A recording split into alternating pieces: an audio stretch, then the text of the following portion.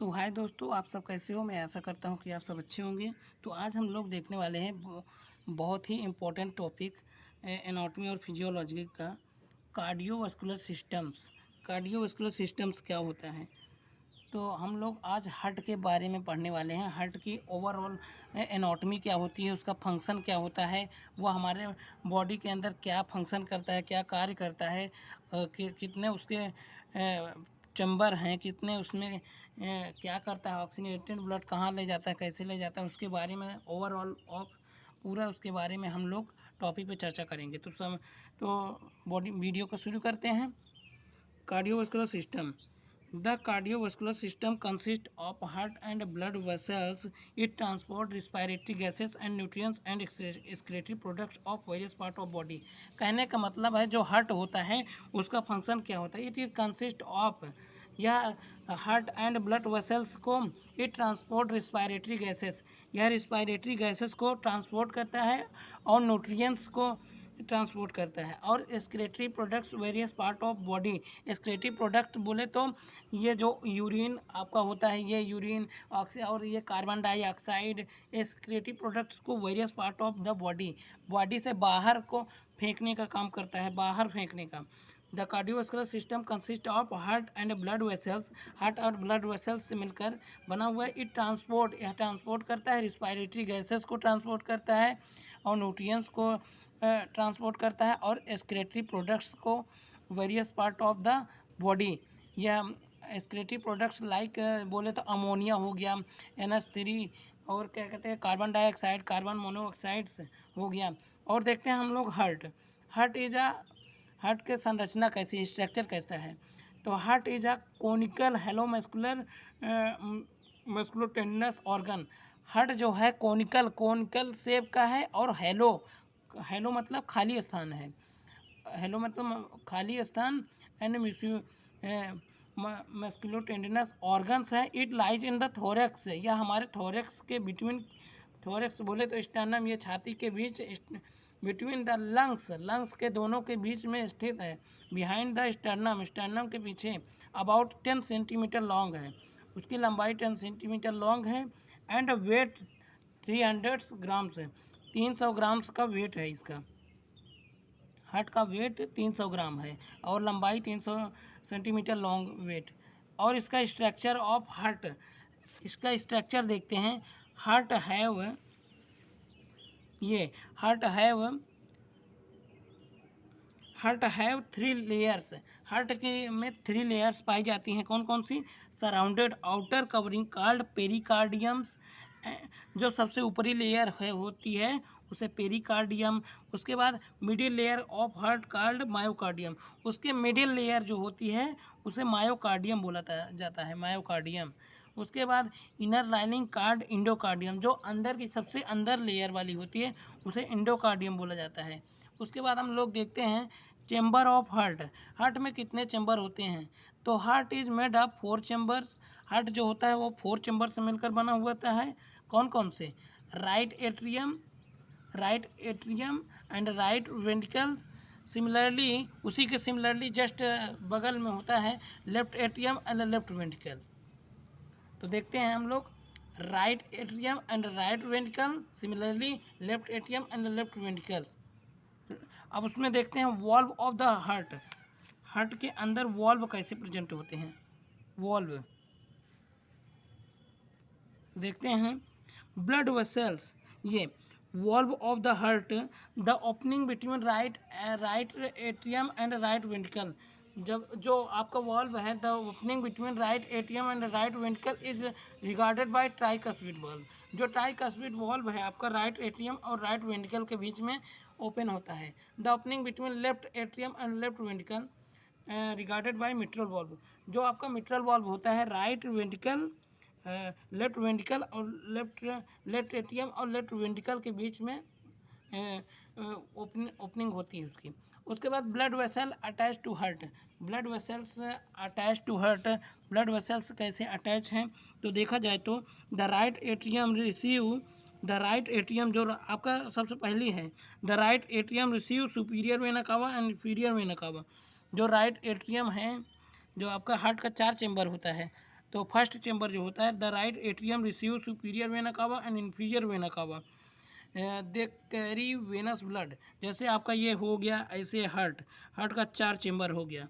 तो 4 चेंबर में बात किया जाए तो राइट एट्रियम ये हो गया राइट एट्रियम, और ये लेफ्ट एट्रियम, और इधर है राइट वेंट्रिकल हो गया, इधर राइट लेफ्ट वेंट्रिकल हो गया। तो देखा जाए तो the right atrium receive superior vena cava and inferior vena cava, they carry venous blood. ये राइट एट्रियम है, सुपीरियर वेना कावा और इन्फीरियर वेना कावा से ये ब्लड को यहाँ से वेनस ब्लड टू हार्ट तक पहुँचेगा। उसके बाद from the right ventricle arise the pulmonary artery carries venous blood lungs for oxygenated blood.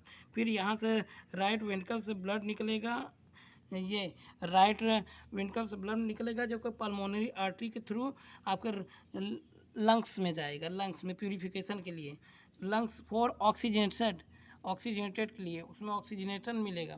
फिर उसके बाद the left atrium receive for pulmonary veins they carry oxygenated blood.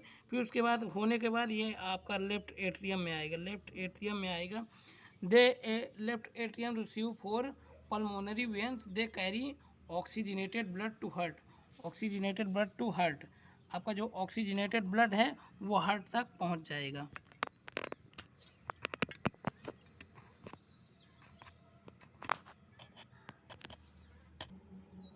फिर हम लोग देखते हैं आगे पॉइंट क्या कहता है। From the ventricle artery arise the aorta, it deliver pure blood to all part of the body.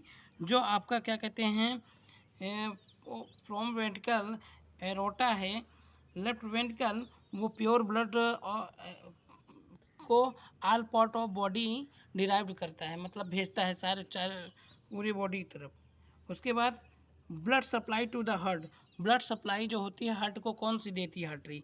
The heart receive blood supply through the right and left coronary artery. Right and left coronary artery जो होती है heart को supply देती है।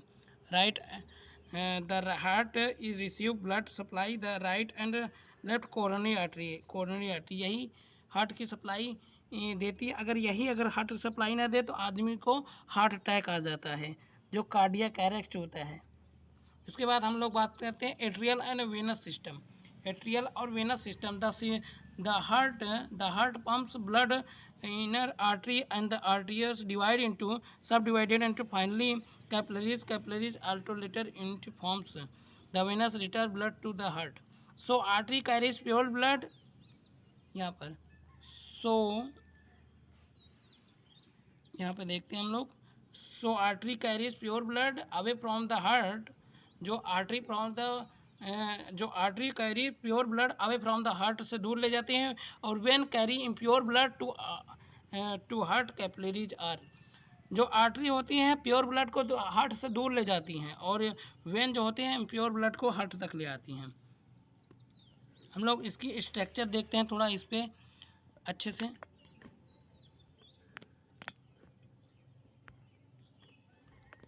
Structure में देखते हैं कि ये क्या कहते हैं, हार्ट है, हार्ट में 4 चैम्बर हैं, राइट एट्रियम और right ventricle, left atrium, left ventricle.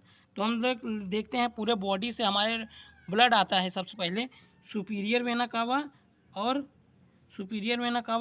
Inferior vena cava. Superior vena कावा, इन्फीरियर वेना कावा से पूरे बॉडी से ब्लड इसमें आता है।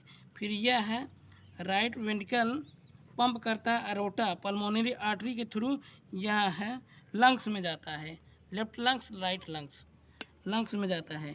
फिर लंग्स से आने के बाद पल्मोनरी वेन के थ्रू लेफ्ट एट्रियम में मिट्रल वाल्व के थ्रू लेफ्ट वेंट्रिकल ने एरोटा के through all part of body delivered हो जाता है, पूरे बॉडी में फैल जाता है ये एरोटा के through to all part of body. तो हम लोग अब देखते हैं branch of arch of aorta.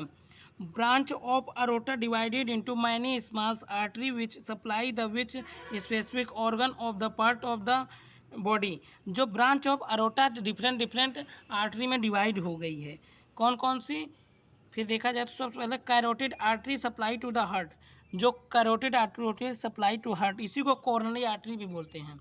फिर उसके आगे हम लोग देखते हैं सब कैल्वियन artery. Subclavian artery is divide into many branches. Anterior cerebral carotid artery supplying the brain. Anterior cerebral carotid artery जो होती है सप्लाइंग द ब्रेन को सप्लाई करती है। मिडल सेरेब्रल आर्टरी जो middle cerebral artery supplying the brain, ये भी। ऑप्थेलमेटिक artery जो होती है सप्लाइंग द आई।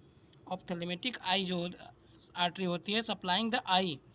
उसके आगे नेक्स्ट हम लोग देखते हैं, इसके नेक्स्ट में क्या कहते हैं, external carotid artery this divided into many branches. Facial artery supplying the face. Maxillary artery supplying the jaw. Temporal artery supplying the part of skulls. Occipital artery supplying the occipital part of skulls. उसके बाद आता है हमारा branch of abdominal aorta. This is divided into many types. Hepatic artery supplying the liver, gastric artery supplying the stomach, splenic artery supplying the spleen, renal artery supplying the kidney. इसके आगे हम लोग next में देखते हैं blood circulation. Depending upon the course of blood circulation can be classified into systematic circulation, pulmonary circulation, coronary circulation, portal circulation. Systematic circulation, it is a circulation involving blood supplying and part of body except lungs.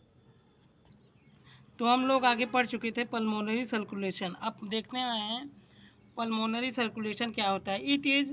It is the circulation involving the purification of blood is lungs and impure venous blood as pumped by the right ventricles. The pulmonary artery carried this blood lungs where is oxygenated purified.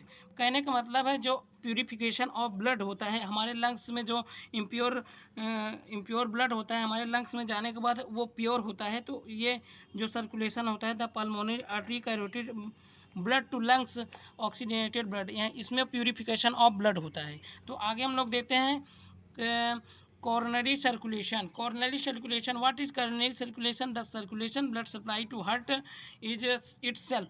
जो circulation खुद के लिए मतलब help करे वो होता है coronary circulation.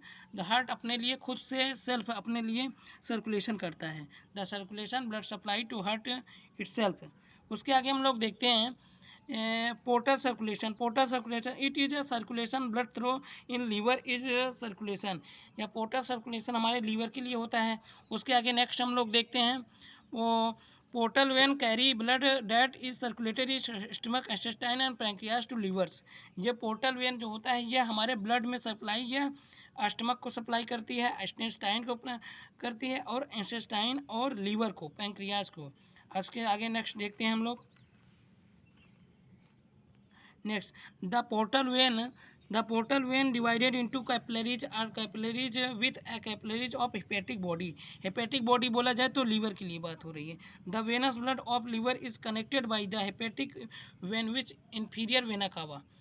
जो the venous blood of liver is connected by the hepatic vein is inferior vena cava. Hepatic vein जो होती है इंफीरियर वेना कावा से कनेक्टेड होती है।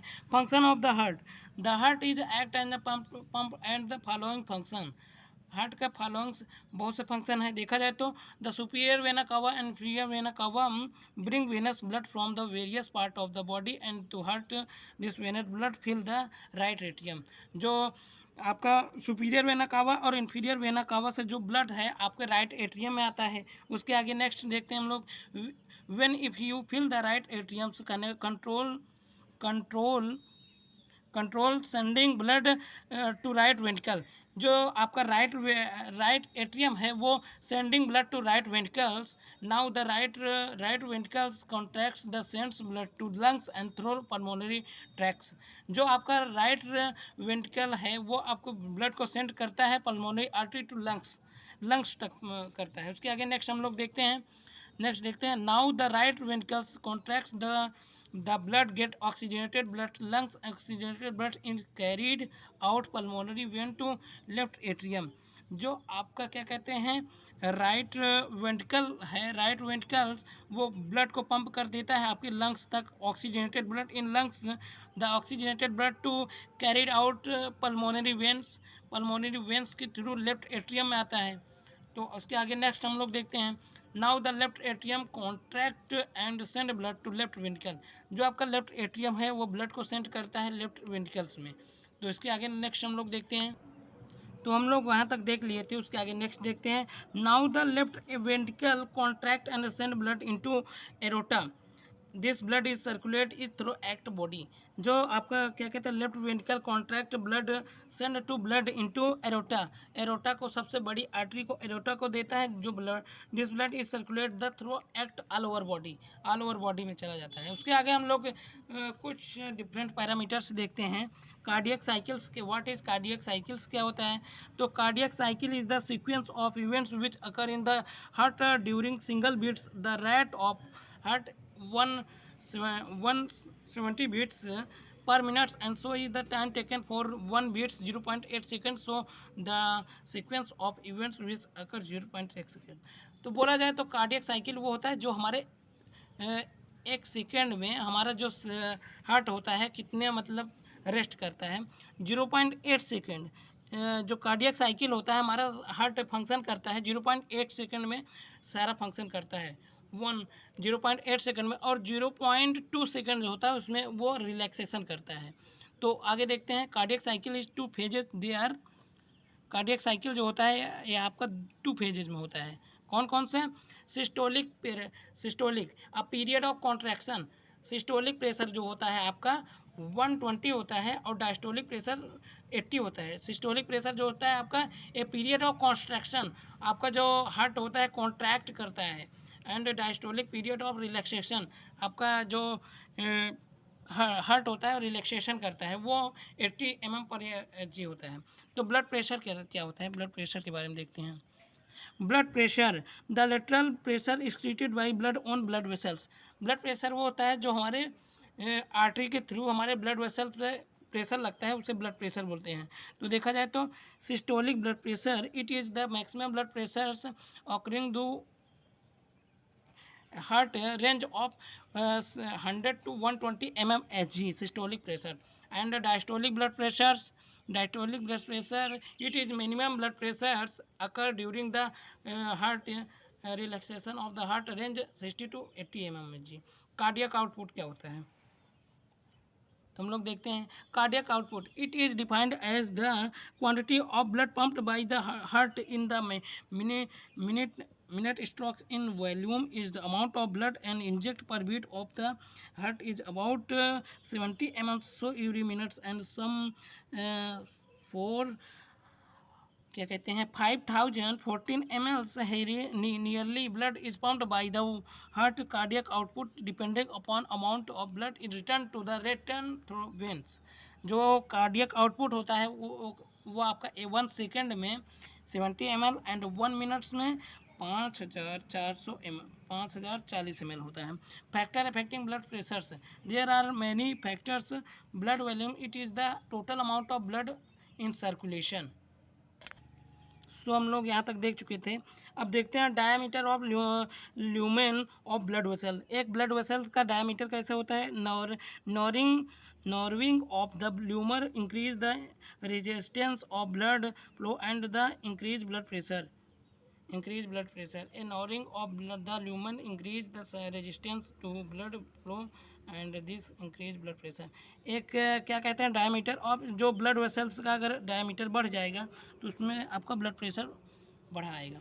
तो देखा जाए तो viscosity of blood, it is stickiness, the viscosity of blood depending upon the plasma proteins and number of the RBC and increase in the viscosity increase blood plasma। इसके आगे हम लोग देखते हैं ECG, electrocardiogram। ECG it is the recognized of electric activity of the heart। electrocardiogram, the instrument which is used to record electric current generated in the heart, the connection are called and leads। दो ECG एक ऐसी technique होती है जो कि हमारे heart की गतिविधियों को मापने के लिए काम में आती है।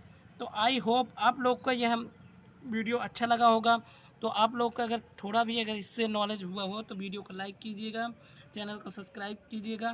तो मिलते हैं हम लोग नेक्स्ट वीडियो पे। तो जय हिंद, जय भारत।